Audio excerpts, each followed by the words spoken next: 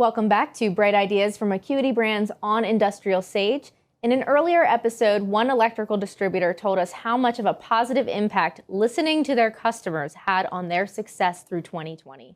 Today, I'm joined by Heather Drust, Senior Manager of Customer Experience at Acuity Brands. Heather, thanks for joining us. Thank you. Glad to be here. Let's start. It seems simple, but what does listening to the customer really mean?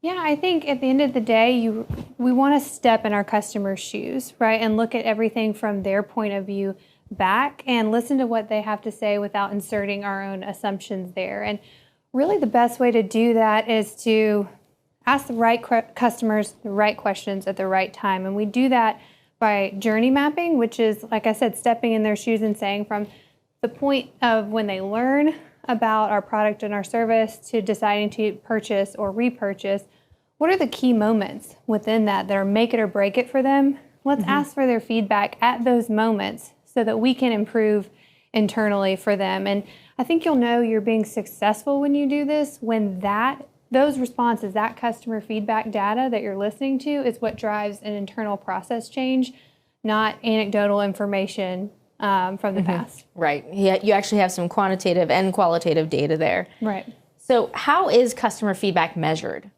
Well, I think when people think of customer feedback, they're like, oh, a survey or an online rating. And yes, that's kind of the method. Right. But within that, the way it's measured could be a star rating or a customer effort score. How easy was this to purchase? How easy was this to install? Things like that. But the most common measurements are CSAT and NPS. So CSAT is the customer satisfaction score, and that is tied to a unique or timely interaction. So how satisfied are you with your website experience, your ordering or online checkout or purchasing a car, those experience. Whereas NPS is more brand loyalty. So Net Promoter Score is what that's called. And you're asking, I'm sure you've seen this before, how likely are you to recommend this brand or this service or this company to a friend or colleague? And so that's definitely higher level. And so if you think of CSAT more as that pulse check, right? I'm checking in on those key moments for the customer regularly to see how those are going and what we could do better. And theoretically, if I saw one of those dropping, I would want to hone in, listen, and fix what I can there before it affects my Net Promoter Score and my brand loyalty, right? So there's definitely reason to use both of those tools in measuring, but they serve a different purpose. Right. And you hit on it a little bit, but does it really matter when you're asking for that feedback? Absolutely. Timing matters. Timing is everything. We want to get the feedback from as close to the point of that interaction or that experience as possible. It needs to be fresh in the customer's mind so that it doesn't get diluted by another experience they've had in the meantime. So let's think of it this way, virtual world, online shopping. But I'm an online retailer. I want to know about your search experience. I want to know about your checkout experience, your shipping experience, and then I do want to know about the quality of the product I've sold you. But the beginning of those points, I want to ask immediately in your order confirmation email or in the chat bot that you've used with that customer care rep. But quality, I need you to have had the product and worn the product for a few weeks, and then I may follow up and say, now that you've used it. That makes sense. Right? So it definitely becomes extremely important when you ask so that it's timely and attached to that interaction in a fresh way. So I see the surveys all the time. You mentioned just in one interaction, lots of different opportunities to survey. Do people really click on them? That's probably the number one question that I get is, do people actually take these? I don't think they do. I just click out of it. But they do, and that's why people keep sending them, because people do answer. I was talking to a major airline the other day, and they said just one of their surveys that they send, their post-flight survey, receives over 2 million responses a year. And that's not sent to every customer after every flight. So massive scale there, but okay, small businesses, what about you? I worked at a startup, and our corporate client response rate on annual surveys was over 75%. And so I think the key is, yes, people respond, and it shows people want to be heard, whether it's about their flight or about working with a B2B company, right? And it's less about necessarily the number of responses that you get, though you do want to be statistically relevant, right? Right. Before you pivot based on the feedback. But it's about the percentage. And are you getting that percentage of response from those key customers that are make it or break it from your business? And within that response, not just the number or the percentage, are you getting feedback you can act on? And I think if you're doing both those things, getting a healthy response from the right amount of people or the right people, then you're in a great spot.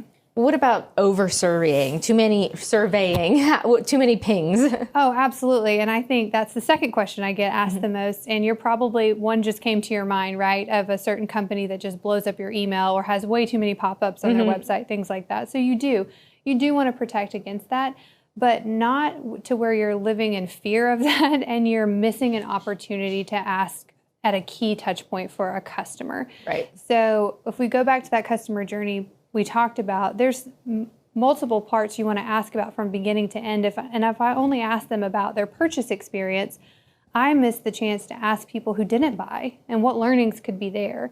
Or if I only ask people, because I'm afraid of over surveying, if I only ask them about the product quality, but I don't ask about my service teams that are answering questions about that quality, I can miss some really key areas of differentiation for the company that I don't want to.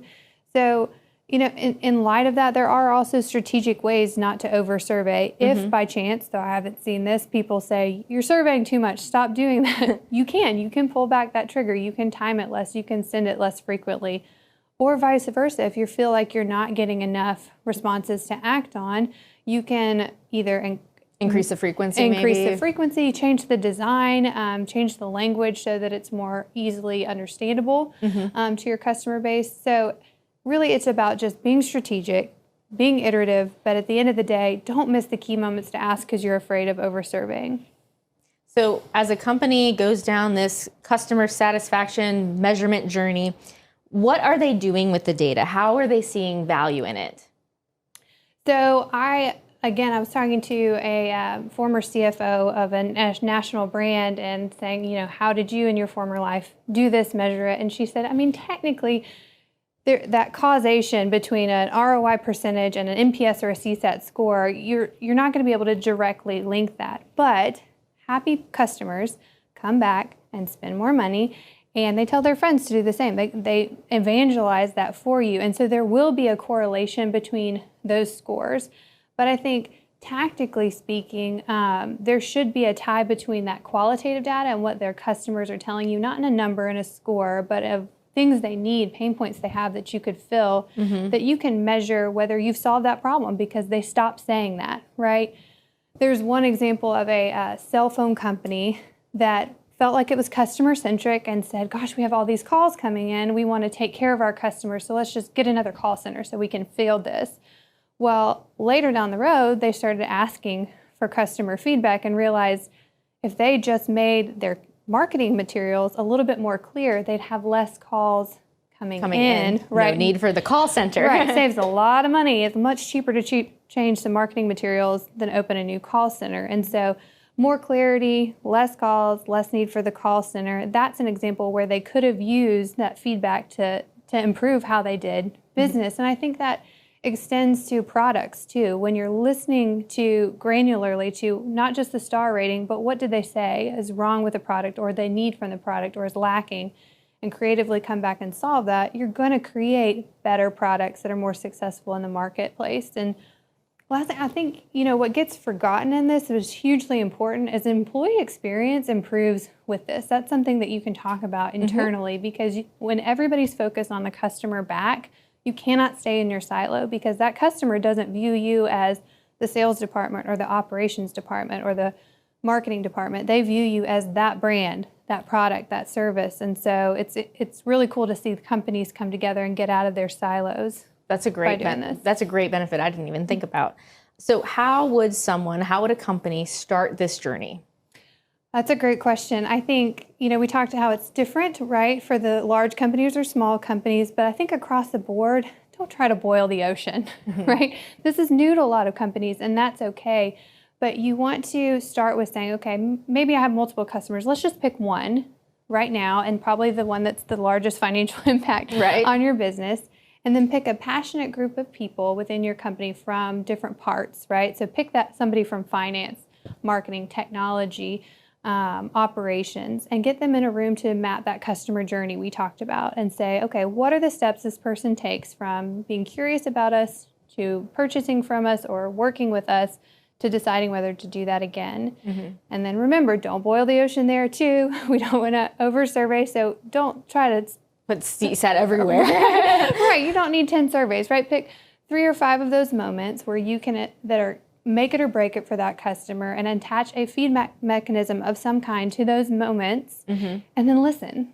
See what they say. See what you can do with that information and change based on what you hear. So if there's wins culturally, celebrate them. You know, pat people on the back when they get mentioned, but also own the mistakes. And when you can see something that you can fix immediately, don't wait to have a meeting about it. Fix it right now when that information comes back in. And yes, you want to show your company as you're getting started that scores are improving, right? Those CSAT or NPS numbers, but you also want to improve, kind of like that cell phone company example.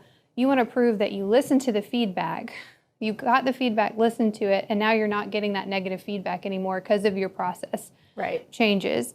And those are just, I know it sounds like a lot and a little bit of time, but starting small and then moving that on to other customer bases is a great way to do it. But no matter what, iterate, iterate, iterate. There's always going to be, once you solve one problem for a customer, if you're doing this right, you're going to find another one that you can go solve for them. So just be ready to listen and act, and you'll be in a great spot. Change and adapt. Absolutely. Thank you, Heather. This is some really good advice that I think companies can deploy right away almost. So thank you so much for joining us. Absolutely.